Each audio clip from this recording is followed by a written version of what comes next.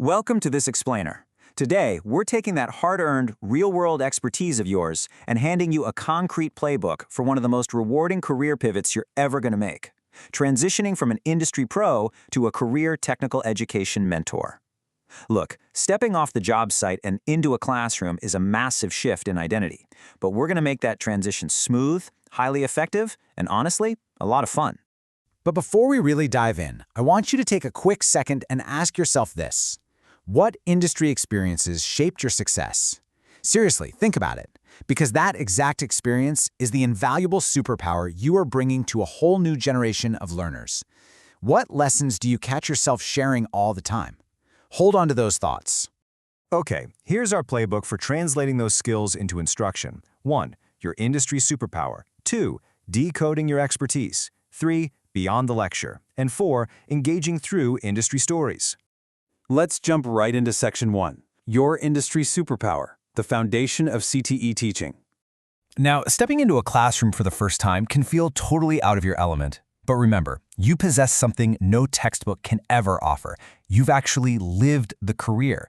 Your students are going to drastically benefit from your real-world insights, those workplace cultural norms, and the network you bring to the table.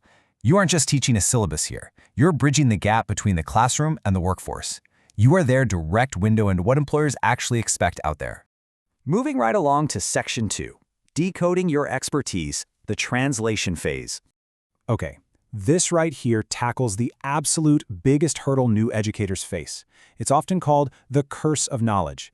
Basically, you've mastered these skills to the point of automaticity. When you've done something 1,000 times, your brain just skips steps, kind of like a scratched CD skipping a track, right? But here's the thing. A student's brain needs every single one of those missing steps explicitly laid out, or else they are totally lost. So how do you mentally deconstruct skills that you do on autopilot? Well, start by asking the most basic question. What do I actually do? Strip away all the fancy advanced variations and just define the absolute baseline objective of the task. Next up, ask yourself, how do I do it? You need to break down the literal physical or mental steps. Pretend you're describing it to someone who has literally never seen the inside of your workplace. Every single movement matters here. Then you've got to uncover the hidden logic. Ask, why do I do it that way? Your students need to know not just the how, but the why. This is exactly how you deeply instill safety practices and real-world industry standards. And finally, anticipate the pitfalls. Ask yourself, what mistakes do beginners make? Think back to what the new hires always messed up at your old job. By remembering those common errors, you can actually build guardrails directly into your daily instruction. All right, once you've completely decoded your expertise, use this exact formula to transform that workplace knowledge into a clear, concrete student learning outcome. By simply filling in these blanks, you shift your entire mindset from just knowing a professional skill to actively teaching and assessing it. It's a real game changer. Which brings us to Section 3, Beyond the Lecture, the Application Phase. This is where we shift from passive lectures to active, realistic scenarios. Think about the sharp contrast between simply telling your students about safety rules versus giving them a dynamic, hands-on hazard inspection to perform. I mean, are they going to remember a boring lecture about OSHA regulations, or are they going to remember walking around a lab with a clipboard actively hunting for hazards? The active scenario wins every single time. CTE students learn best in realistic contexts, right? So you absolutely want to build work-based learning, or WBL, into your teaching arsenal. Whether you're running simulations, setting up case studies, or organizing internships and job shadowing, you're taking your industry background and simulating it right there in the educational environment. When you're designing these learning tasks, just follow 3 simple steps to ensure the activity perfectly mirrors actual industry demands.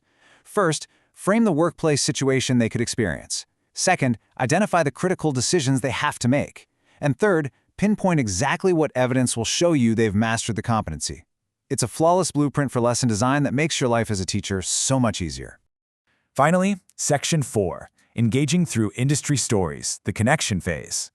Because beyond the practical activities, the most powerful bridge between theory and practice is actually your personal narrative. You are the human connection to their future career. You can talk about a tricky ethical dilemma you navigated, a wildly difficult customer interaction, or a major project challenge you had to overcome.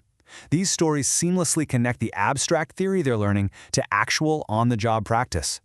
And here is kind of a wild fact.